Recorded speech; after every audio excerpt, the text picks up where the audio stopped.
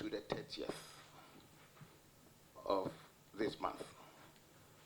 Reason being that the president himself will want to come with his entourage, and currently he's out of the jurisdiction. And so they are expecting him back on the 28th of this month. And so they will make it here on the 30th. Then the same goes for the Ghana Referees Association. That, and then one of our revered coaches in the country, all will be with us on the 30th, if you may be informed on that, so that we will then go ahead and take the others. So, honorable colleagues, and the media, in fact, the invited guests, why we are here, I want to just remind all of us. As we may recall, at the first meeting of the 4th session of the 8th Parliament, a petition titled Save Ghana Football was presented on the floor of the House by the Honorable Majority Chief Whip, Mr. Frank Anodompre, on behalf of the Fixed Ghana Football Group, who were here to present that petition. Subsequently, the petition was referred to the Committee on Youth and Sports to investigate and report to the House in accordance with Article 103, Subclause 3 of the 1992 Constitution and Order 251 of the Standing Orders of Parliament. Furthermore, a statement on the participation of the Black Stars in the 2023 Africa Cup of Nations, AFCON, tournament in Côte d'Ivoire was made by the Honorable Minister for Youth and Sports, Mr. Mustafa Youssef, and was also referred to the Committee on Youth and Sports to investigate and report to the House. Additionally, the Honorable Member of Parliament for South Town, being myself, Comrade Minister Woyomi, made a statement on the floor of the House and titled "On a Chronicle of the Poor Performances of the Ghana Black Stars and Their Inability to Go Beyond Group Stages in AFCON Tournaments." These, all three, were referred to the committee to investigate and report back. So, on the 4th of September this month, the committee met and took the decision collectively to undertake this exercise. And so we are commencing or starting the exercise now. In fact, we have invited a number of institutions to come and help us. What the situation currently is, why things are not going the way we all expect, and the suggestions for the way forward. All will be part of our report, and of course our observations will also be part of our reports we'll be submitting to the plenary immediately we resume sitting. And so this is how we are intending to go about this exercise. We'll take the first person who will do his submission.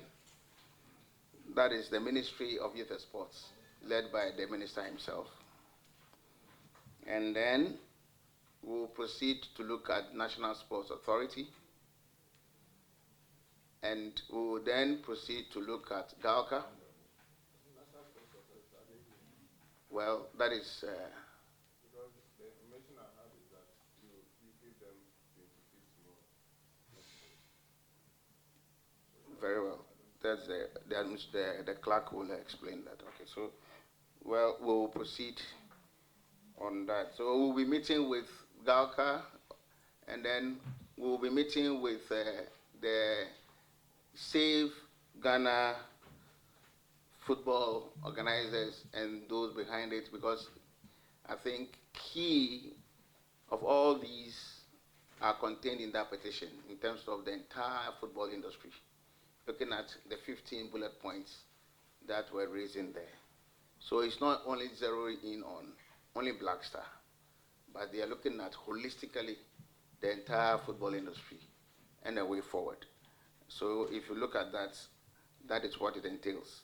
And so we will go beyond just zeroing on Black Stars to look at so many other aspects of the game.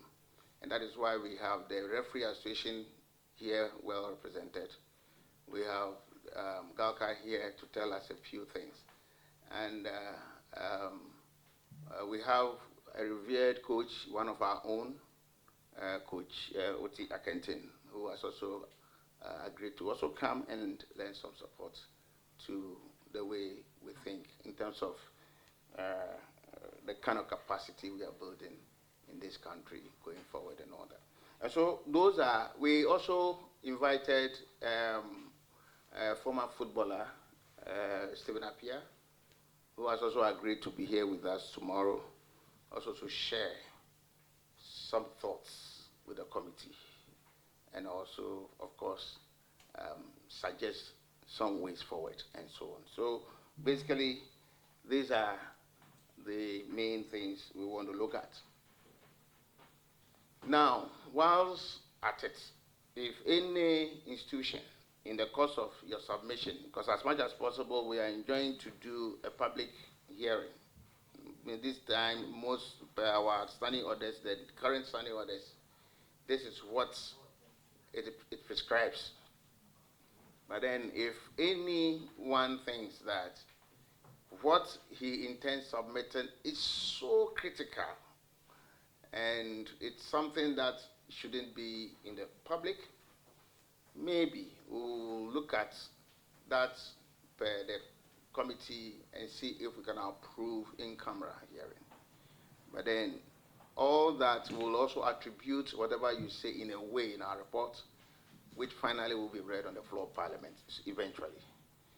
And so we want to let everybody know, want to be as much as possible very fair and see how we can build an industry that will last the test of time. I thank you all. Mr. Chairman, listen to the minister and the rest. That's what, because I'm the only one from the majority side. And I think the majority, that's what I'm saying. I'm just putting it up so that they will look at it. The committee itself, the chairman is here, will look at it.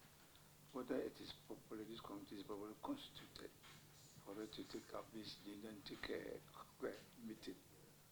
And the committee members actually said they are already informed the whole committee that they are not able, they will be unable to make it today. So we should look for a better date that can bring all of us together to look at this holistic thing. It's not a one-sided issue.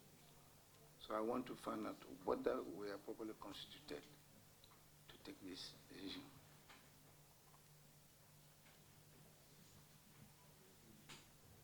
We wrote letters. We caused the clerk to write letters to invite these wonderful members of the public to this place to come and tell us, testify in a way to some of the things, only for us to meet some stumbling block, but we'll surmount it in Jesus' name.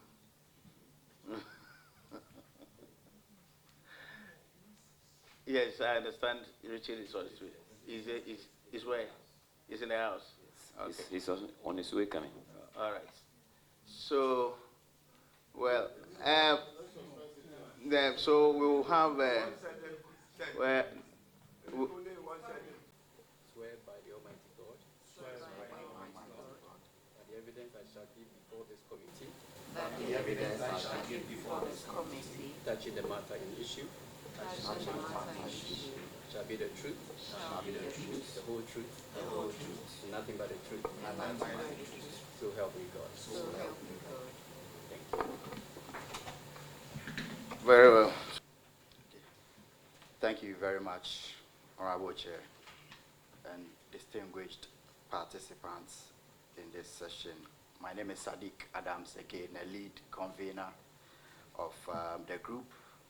A bit of clarification, the group's name as a sports pressure group is Save Ghana Sports, but this was specifically petitioned as against the happenings in football. That's why it was titled Save Ghana Football, and presented on the 14th of February 2024 to the House of Parliament, as you've already mentioned. And this was with respect to the happenings of the national teams or issues of our national teams, especially at the back of the African Cup of Nations, where Ghana embarrassingly crashed in the group stages for the second time running in Ivory Coast, coupled with the poor state of our domestic competitions, as well as school sports and the juvenile national teams.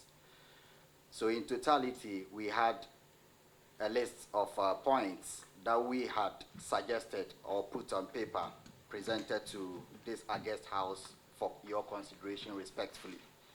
I'll run through them briefly so the house can proceed. So the first point was that for the past, 20 or 30 years, we have seen an alarming decline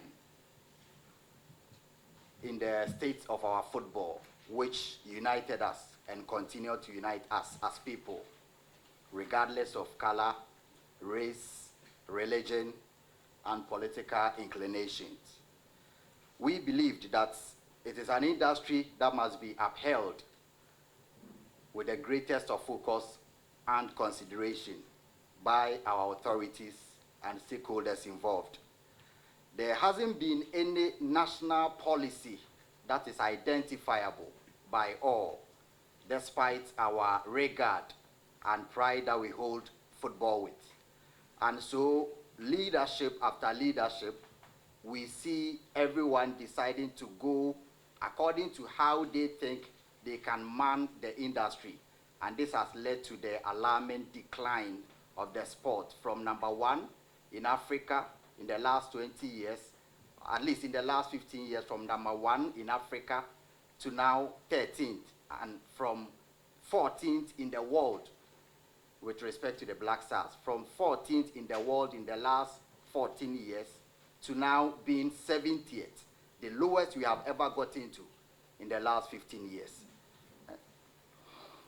So we suggested the development of a national football policy that will encompass all the stakeholders, putting together their views, so that every leader who comes in sports, especially football, will go by that blueprint of Ghana's culture, tradition, and everything that our sports is embedded with. There is no identifiable or recognized national football policy, and that is the only way we believe can lead our sports into the realms that we want to see. Number 2 is that we suggested that we institute a commission of inquiry, just like we did after the 2014 World Cup. And this must be done to probe the factors contributing to the poor performances of our national teams. Mr. Chairman, we also believe that there has been lack of accountability generally with regards to football in this country.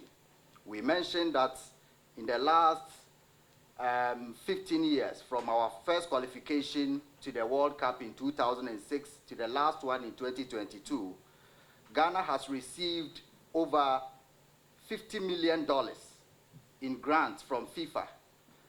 And this is a country that currently has no national football stadium standard enough to host international matches.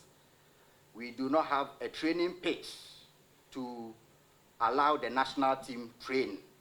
So after receiving such huge sums of money, we believe that there should be accountability of where these sums of money have sunk and for what purposes, leading to the embarrassment that we have suffered in the last few years. Some of the issues mentioned in the petition, respectfully, Honorable Chairman, were very pressing.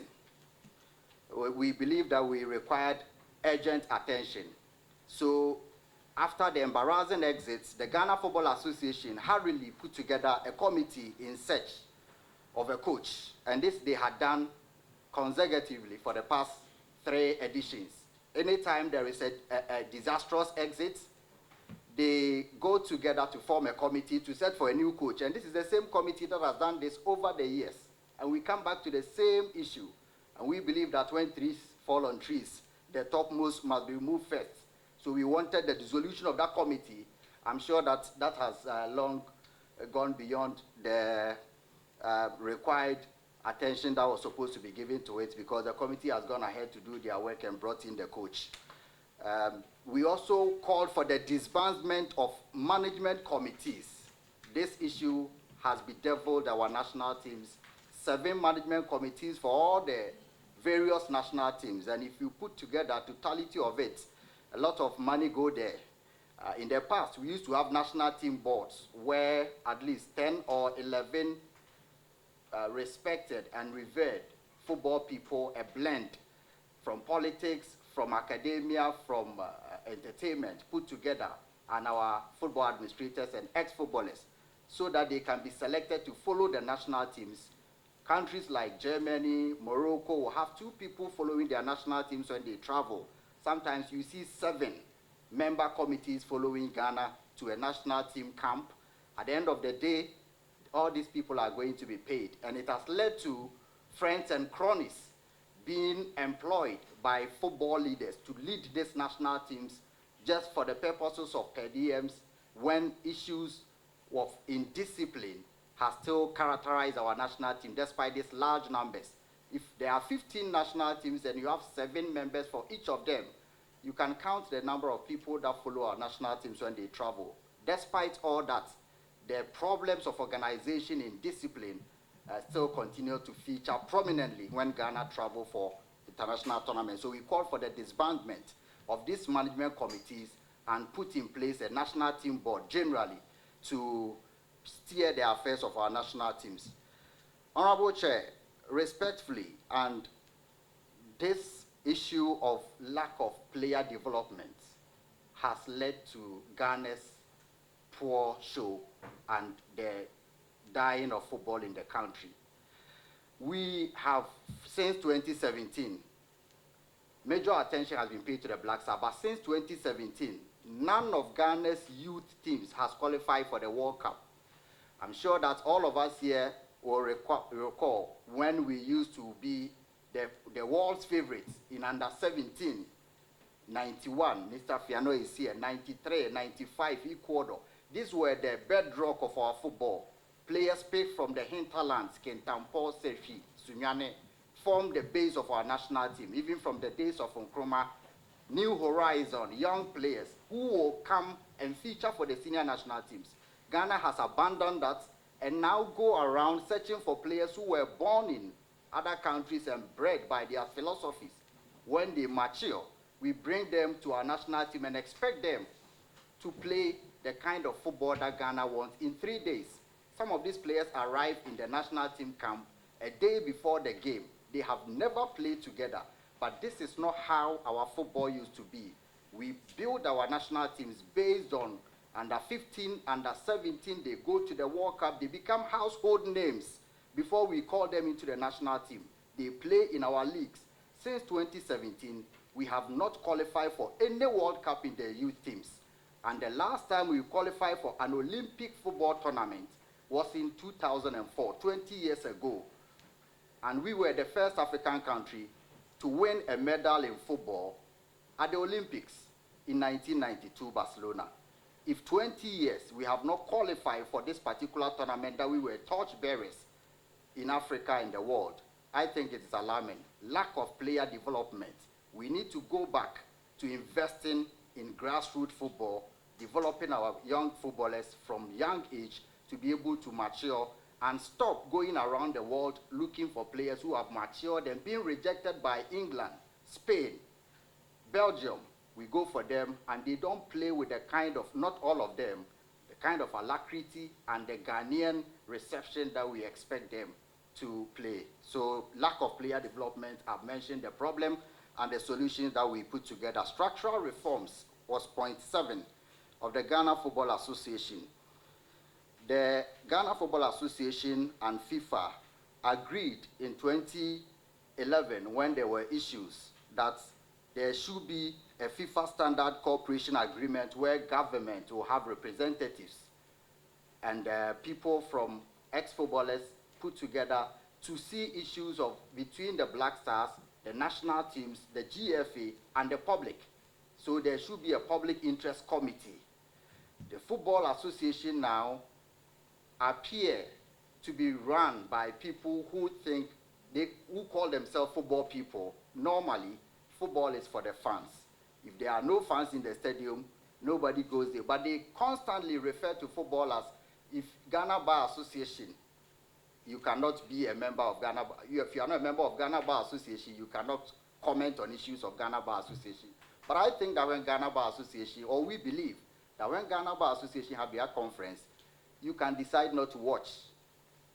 You can decide not to switch on your TV, but people have the right to watch their national teams. Reason why the Ghana Football Association is different from a bar association or a group that is exclusive to some category of people. So the establishment of a FIFA standard cooperation agreement and the public interest committee, which this government, not this particular government, but Ghana's government in 2011 agreed to set up, to steer the affairs and liaise between the public and the Football Association, especially in terms of governance and accountability, needs to be set. They never met when they were put together in 2011, and they had only two meetings since 2011. And this is the reason why the public has been so much detached from affairs of football in this country. Structural reforms of the National Football Association. National team funding is very critical, Honorable Chairman. We believe that it is public knowledge that Ghana government funds activities of the national teams. It's from the taxpayers' money that is invested in the national teams. But what we have identified is that a chunk of this money goes directly into the Black Stars alone. The mode of funding, about 80%, 85% of what we had calculated, national funding from government goes into the Black Stars, with disregard for all the other national teams and other key agencies such as infrastructure. So until there is a tournament for the Black Stars, there is no apparent focus and investment in the other key areas. So it has become a facade. When the Black Stars play, you see a nice roof. Ghana football, very nice roof, but the foundation is weak. We invest so much into the Black Stars at the expense of the other key areas, but FIFA has suggested a pyramid where a chunk of the investment from FIFA, GFA, and government should go to the base of football, and the base is the grassroots, the infrastructure. But we have turned, so it is a collapsible pyramid that we operate. We invest money in Black Stars at the detriment of the development, and this is the reason why we have seen the worst decline in our football in the last 15 years. We mentioned the investment in grassroots, so I will not touch the domestic competition. My chief executive officers are here. We used to have a vibrant football economy, the best in Africa. We are now, if not the poorest, respectfully, Honorable Chair, one of the poorest leagues in Africa. Ghanaian players are moving to Ethiopia. They are moving to Iraq in droves Ghanaian players are moving to Tanzania. They are moving to Togo with pride. They say on radio that their next destination should be Tanzania. That is the prayer of a top Ghana football player now. And these are issues of lack of investment, lack of accountability, detachment of funds from football, and the general lack of cooperation between the stakeholders. If we had a vibrant football league, the success of every footballing country is the domestic competitions that they run. The Ghana Football Association, in our opinion, have neglected their core duty of managing a domestic competition so that we have a very vibrant weekends in Volta region, in Ashanti region. We used to have weekends where Kumasi, Sunyani, Takoradi, Accra, people have avenues to go for leisure, watch football, make money, boost the economy. These are the indicators in countries where they run football. The economy is based on these factors. We have neglected that. Our league, we emphasize, is one of the poorest in Africa at the moment, and there is an urgent need to address that. To wrap it up, accountability has been mentioned. I won't mention again, but this point of accountability, the Ministry of Sports, the National Sports Authority, is mandated by law, by the decree that set it up, to seek accountability, check all the national federations, not football, and look at the sponsorship that comes in there. The people who sponsor Black Stars are not sponsoring because they like Ghana Football Association, but because they love football and the fans that follow. There have been so many instances where sponsorships are given to the Ghana Football Association, the Black Stars, and you do not know what goes into the use of such investments, like Flora Tissue, Z-Pay, Cherry Cars, especially at the World Cup. Black Stars got $2 million in 2 years from a company. And this is a country that I emphasize again, does not have a training facility for our national team. We have to rent a private facility for our Black Stars to train anytime they are in town, with all these monies that we receive each year. We call for a stakeholder engagement, and this is one of them, and we appreciate Parliament, despite the delay, that you have invited us here. We also want you to consider in the House of Parliament the final point that there should be a reduction of tax on football and sports-related events. Like we mentioned, this is a sports pressure group, but so many of our chairmen here have their staff at the ports, the national teams, the GFA struggle sometimes to clear their staff from there. And also, when there is a music at the Accra Sports Stadium, there is a 3% tax VAT, as we understand. But if there is a musical concert by a musician on Friday, but on Sunday, the Ghana Football Association or clubs play, there is a 15% VAT. 17.5 VAT.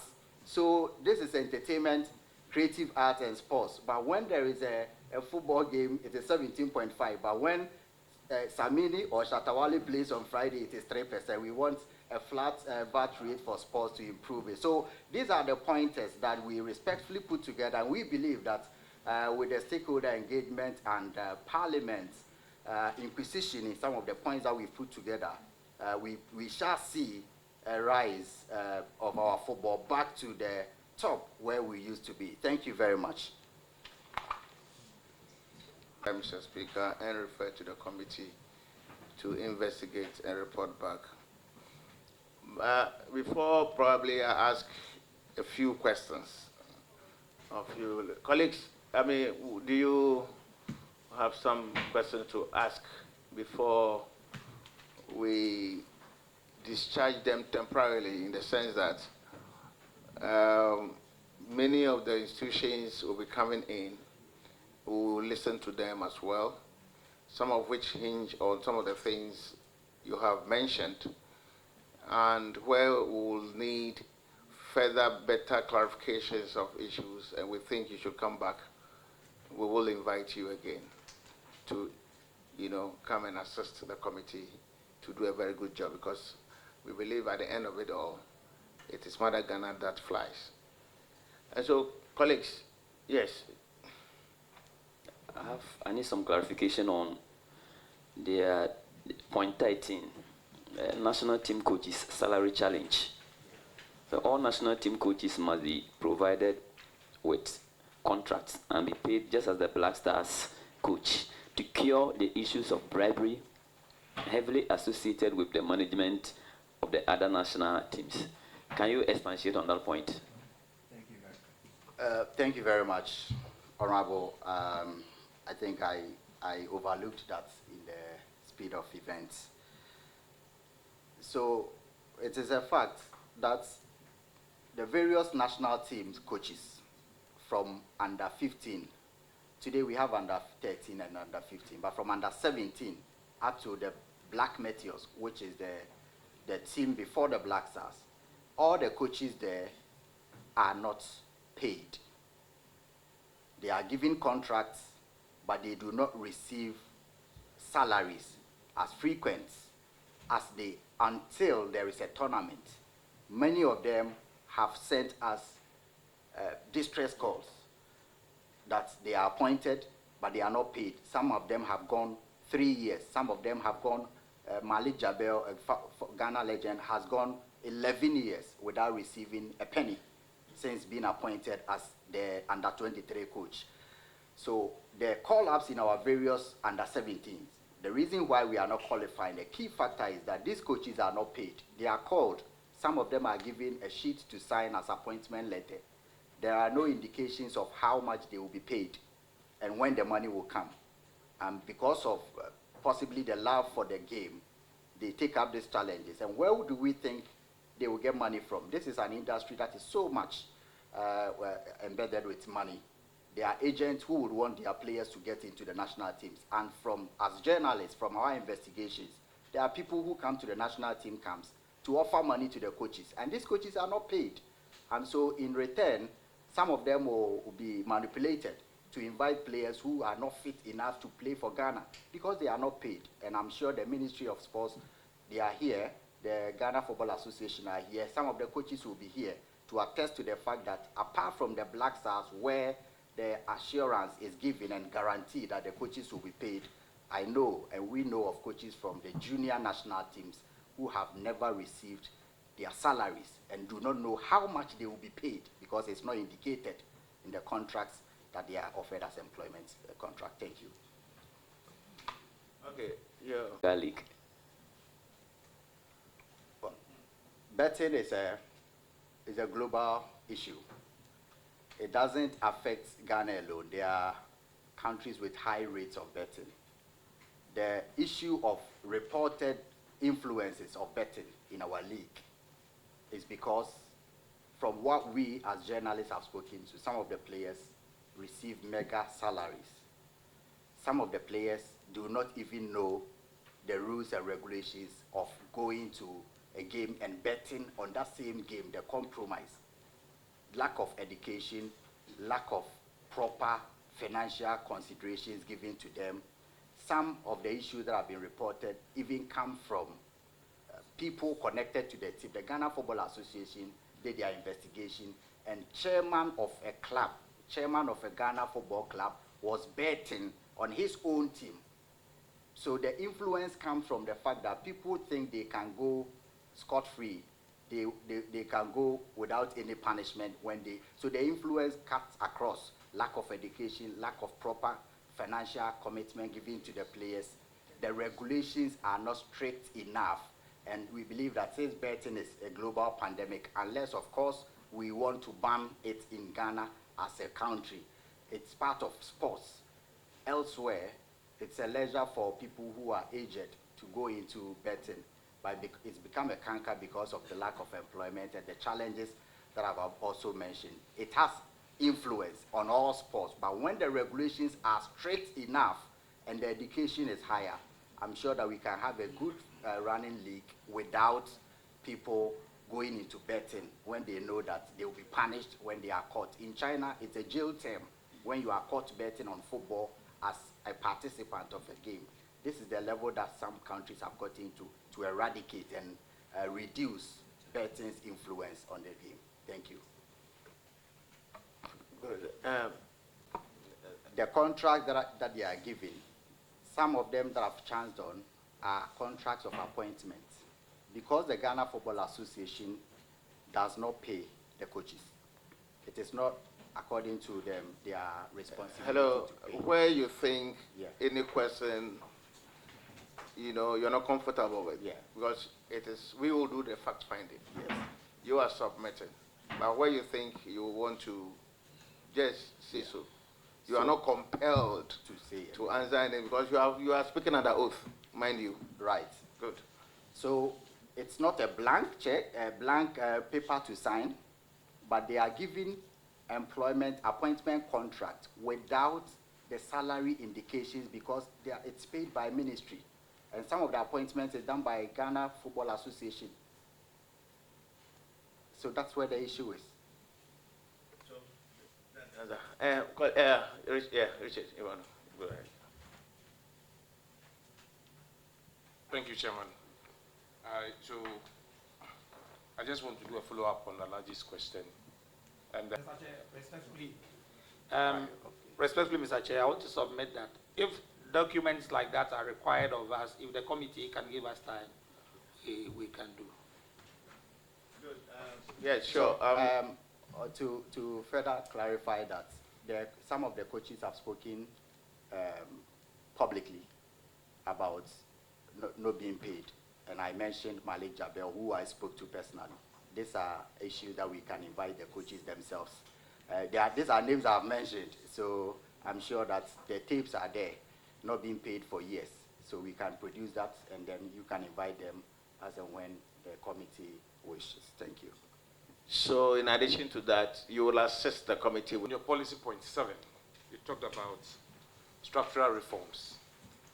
And in it, you are making consideration where you recommend that the National Sport Authority or the Ministry of Sports should sign the FIFA Standard Cooperation Agreement that ensures the government can involve in the organization, technical direction, administration, and the financing of football without the usual FIFA interference rhetoric.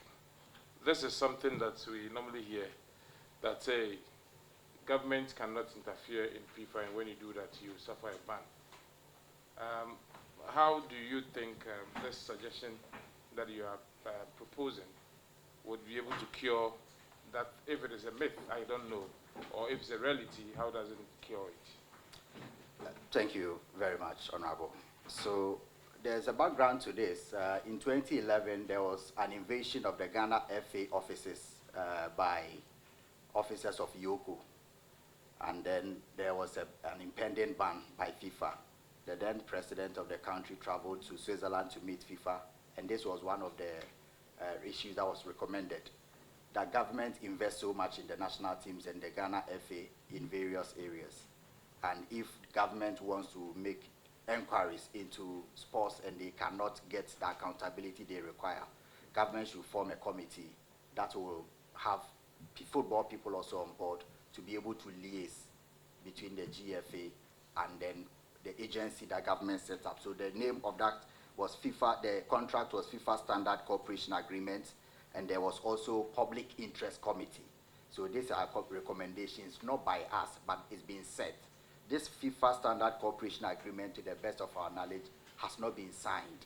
And reason why there is always a conflict of FIFA interference, because if government invests in the GFA, we believe that government should have not control, a collaboration of that effect to be able to know how the affairs of football is managed to the larger interests of people. So this is something that has a background in our own country, and we believe that we should go back to that and get, not to control the GFA, not to influence them, but FIFA themselves understand that between government and football association in Africa, there should always be a body that will interlace between how they conduct affairs. Thank you. Yeah, so I just want to correct, not that just for our own better understanding of the government invests in the management of Black Stars, not investment in GFA. I mean, we should draw that distinction. So where government is investing in GFA, then there are bigger question marks. And so if you have any evidence to that effect too, we'll be glad to receive that. when we okay, thank you very much. I think I agree with that point. To say government doesn't invest in Ghana Football Association. Government invests in their national teams, which is for government. Thank you very much. I just wanted to find out from your policy point 11, establishment of national training complex. Can you expatiate on that? Because with all the policies, that was the only one that you just stated it without any. Thank you very much, Honorable. The establishment of a national training complex has become very important in recent football, not even recent. Ghana had Winneba Sports College, where the top athletes from our various schools after inter-schools were selected and kept, trained, educated, whilst they compete in their various sports. And this is where you pick the best of football or athletes from when you require them for international competitions. That has virtually collapsed. There is also the Ghana Football Training Center in Pram Pram, where footballers are supposed to train. Countries like Mali, Morocco, Lesotho, Mauritania, Senegal are going by that in the last 20 years, have set up large football complexes. And this is where your national team is supposed to have their camp base. So when the footballers move in here, the senior national team will have a camp base where they sleep. For the last years, as we recall, the Black Stars continue to sleep in hotels even when they are in Ghana, which is not the standard practice globally. They should have their training complex, that is the Ghana Football Complex. And this is where the under 17, under 20, under 23, the women's national teams, when they have camping, should be camped. And the best of them are retained there. FIFA provided money for that in 2005-06, give money to Ghana Football to establish a school where the best talent will be put there, educated whilst they compete. So it becomes easy to have them. We do not have, and we are probably one of the first countries to have participated in the World Cup and the AFCON, and not having a national training complex, having our national teams continue to sleep in hotels when they come to play at home. We require this as urgent as the need be. Thank you. Thank you. Now, there are suggestions, recommendations, structural reforms, and all that. You will see that. Have you looked at the existing statutes laws establishing those entities to know where these things are possible, and what may be your suggestion so far as if we will have to call for amendment into those laws that are establishing them? Currently, that is what they are using. I mean, so have you done some work in that regard? Thank you very much, Honorable Chair. At the point where we mentioned structural reforms, we were very specific on some of these things have been researched on, recommended after a careful study. So it is not a new invention by our committee or by our group. Extend it to the committees as well. Those subcommittees you were mentioning. Yes, so these are issues that we believe doesn't conflict with any regulations or laws. By the National Sports Authority, the act or the statute that establishes the National Sports Authority mandates them to run the affairs or liaise. They are supposed to lay down the policy for all the sports federations in this country. And so federations like boxing, tennis, have to go through the National Sports Authority. This is the statute that establishes our body to run sports in this country. The Ghana Football Association is not an exception of these federations.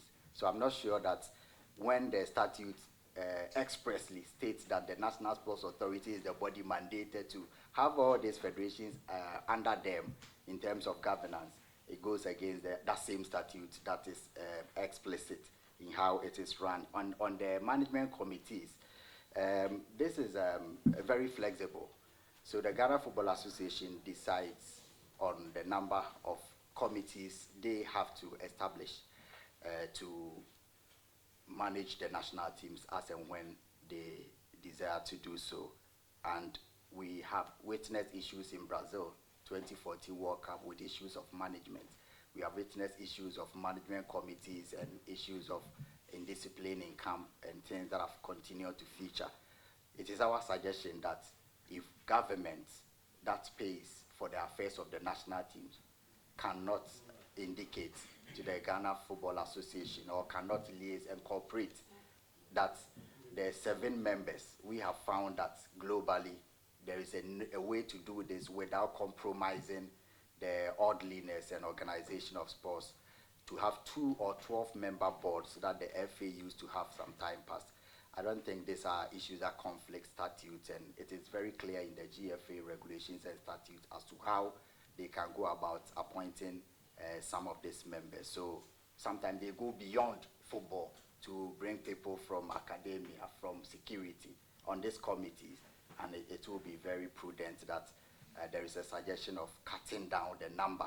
We are not saying they should be banned or there should not be any management committee. But if a whole German national team can have one person as a coordinator for the national team, we believe that it can happen for Ghana to have 1 or 2 people coordinating the affairs, especially, Honorable Chair, as there is a technical team of around 10 to 12 people. We believe that the number of management committee members for our national teams is on the higher side. Thank you. So, in effect, the laws exist. They just simply need to be enforced in a way that helps prudence. Is that it? Thank you very much. So, I just want to make a little point here. Ghana missed a point, or we missed our destiny boat when we had the chance to put normalization committee in place to regulate some of these things. It was the only time that FIFA allowed us as a country to put up structures to man our football without any punitive measure from the world governing football body. Things that we believed that should have been done then were left to the very people who parade themselves and say that they are the football people and that management of football should be left entirely in their hands to continue to do the very things that we have been recycling over the period. For instance, Mr. Chairman, it will surprise you to know that today you can only be a member of the executive committee of the Ghana football if you own a club. Where does that happen? That in a league that you oversee, your team is competing in that same league. Mr. Chairman, let's avert our minds to this. To the extent that today it is a known fact that the president of the Ghana Football Association owns about 5 clubs. well, You understand, Mr. Chairman? He's not here, but then I will suggest that he will have his bite. So let's take note of all these, so that we can then, when it comes, he can clarify that. So just say what you want to say without necessarily mentioning it for now. Since Okay. the person is not here. He's not here to rebut. What do you think? Mr. Chair, I think it's we are here to get information and then also act on issues raised. Some of the information is given also gives us the facts. So because if he doesn't mention it, how would we also know that the GFA boss has, because it's not in this report. But in his response, we get some of those facts. We can also verify from him when he also appears before us. So I don't think... I think my colleagues are thinking otherwise. So please proceed. Thank you, Mr. Chairman. Thank you, honorable members. Mr. Chair, the point I was driving home is that, to be fair, if you preside over a body that oversees the management of football in a country, and your team is competing, let's think about this. For instance, let me give you just an example. In the just ended Premier League, I think the penultimate match, if I'm right, the match between RTU and then Dreams FC, the team owned by the president of the Ghana Football Association. It happened that RTU had to put up a team to play the GFA president's team, Dream FC. RTU did not put up any single player they have registered for the ended Premier League. They put up a man-shift team of able bodies who had not been registered to take part regulation-wise. They were not permitted to take part in the league. They came to play the match. And till date, as we speak, Mr. Chairman, it will surprise you to know that the players, the officials that took the decision to allow RTU to play with players who are not registered to play the league, they are still walking around freely. Nothing has happened. And to the extent that the player that benefited from that match scored 5 goals, was credited the goal king of the season because he was so fortunate to play a team that did not qualify to play the Goal king of his club, not his club. 5 matches. In that match, that ordinarily should not have even happened at all. Mr. Chair, it happened. 5 goals in a match. 5 goals. Please. I'm not done, Mr. Chair. Respectfully, I'll just wrap Yes, up. I'll just okay. wrap up, Mr. Chair. Mr. Chair, there's a catalog of issues that I would have given if time would have permitted us, but because I know you are pressed for time, I just want to make this, that you are the hope of Ghana. You are the rep of the people of Ghana. We believe that this committee that you proudly chair has what it takes to, if for nothing at all, recommend to the August House of Parliament or the full House of the Parliament to institute measures to address the speedy decline of Ghana football. How did it happen? How on earth, for the life of somebody who loves football, can that person imagine that today Comoros can dare Ghana Black Stars and say, if we meet you 10 times, we'll beat you. And indeed, they will beat us. That is the state of Ghana football. Mr. Chair, 2 successive AFCONs, 6 games. Ghana is 1-1. Possible 18 points. Ghana has 4. And that is the state of Ghana football now. It is not as if somebody hates somebody or no. The fact is that Ghana football is on a steady decline, and we believe that if there is any hope anywhere to halt things, to right wrongs, it is this body that we are privileged to be invited to appear before. Mr. Chairman, we believe that you will not let the people of Ghana down by doing what is right and what is expected of you to ensure that Ghana football comes back to where it proudly belongs to. Thank you, Mr. Chairman. Thank you very much, Alban Sumana Bagbin. We will do a good job.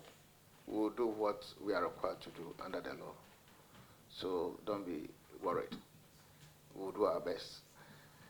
Then on this note, I think you are done, but not fully, because we might invite you again to come and again throw more light on certain things that in the course of our meetings might come up. And so we would require that you come back and give us further, better particulars. We'll also be happy if you have some documents to assist the committee to undertake its work. Feel free to bring them.